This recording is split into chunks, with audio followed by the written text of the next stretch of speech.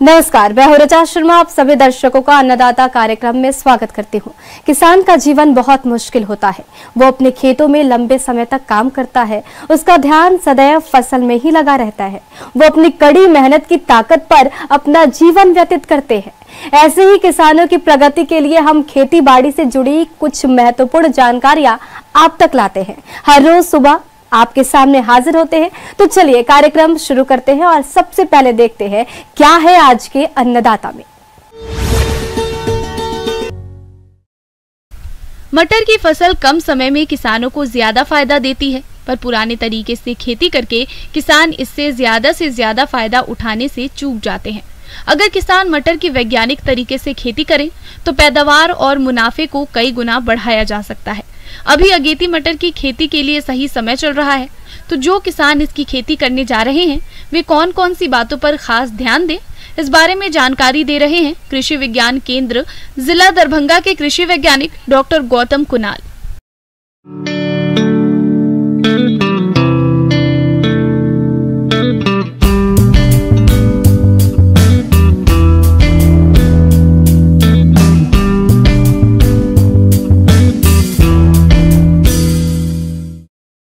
जैसा कि आज हम लोग जिस बात पे बारे में चर्चा करने जा रहे हैं, जिस विषय पे, वो है कि सब्जियों वाली मटर की कैसे खेती की जाए वैज्ञानिक विधि द्वारा, कौन कौन से प्रभेद का कैसे चयन करें। तो सबसे पहले हम लोग ये जान लें कि जो सब्जियों वाली मटर की खेती है वो बेसिकली जो मुख्यतः हम लोग ठंडी के मौसम में लगाते हैं। ठंडी के मौसम में लगाते हैं तो हम लोग को किन किन बातों का ध्यान रखना है उस चीज के बारे में हम चर्चा करते हैं। किसान भाइयों, जब बात आती है दलहनी सब्जियों की तो किसी भी मौसम या किसी भी क्षेत्र में सब्जी वाली मटर पहले नंबर पर होती है।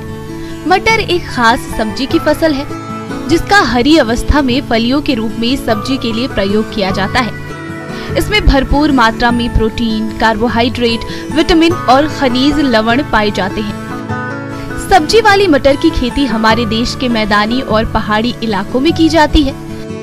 इसकी बुआई मैदानी इलाकों में अगस्त के अंतिम पखवाड़े से अक्टूबर तक करना फायदेमंद होता है, लेकिन इस फसल से अधिक आमदनी के लिए अगेती फसल के रूप में इसकी बुआई अगस्त के अंतिम पखवाड़े से सितंबर तक की जाती है।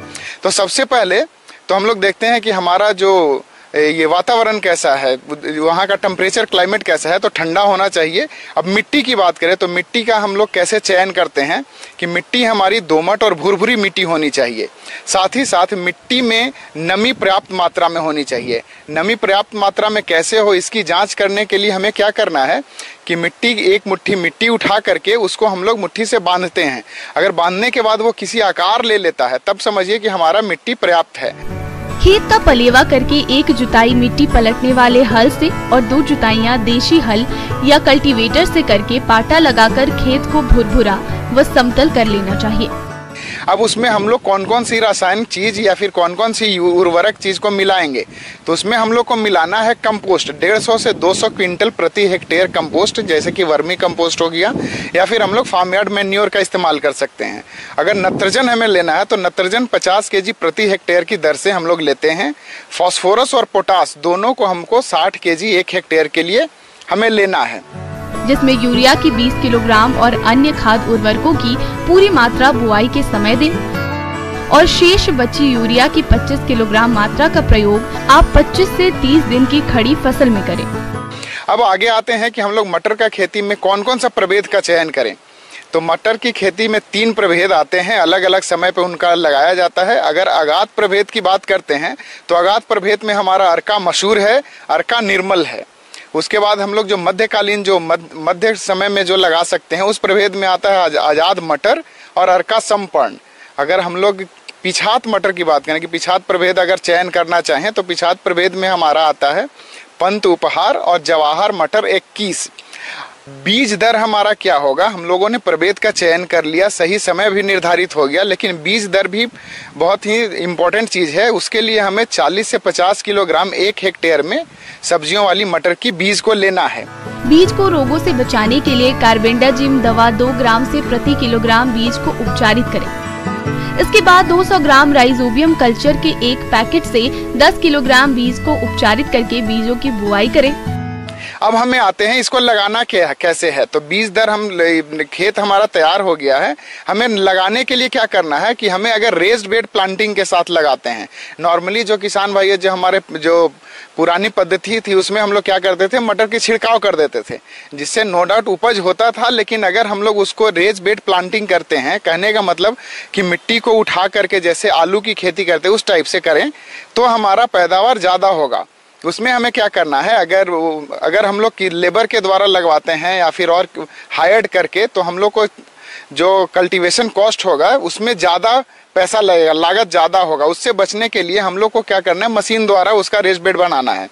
रेस बेड बनाने के लिए जो दो रेस बेड जो हमारा बेड बनेगा, उन दोनों बेड की जो दूरी रखना है वो 1.5 से 2.25 फीट की दूरी लगभग रखें।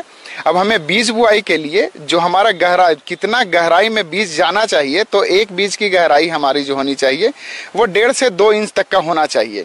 अब बीज से दूसरे बीज की दूरी की अगर हम लोग बात करें तो वो हम लोग 4 से 5 इंच की दूरी रखते हैं। इससे हमारा मटर अच्छा पैदावार देता है और रोग बीमारी लगने का भी संभावना कम रहती है। किसान भाइयों, फसल को खरपतवारों से बचाने के लिए बुआई के 2 दिन के अंदर पेंडिमेथिलीन खरपतवार नाशी दवा की 3.3 लीटर मात्रा को 600 से 800 लीटर पानी में घोलकर छिड़काव करें, जिससे आपकी फसल काफी हद तक खरपतवारों से बची रहेगी और बढ़वार अच्छी करेगी।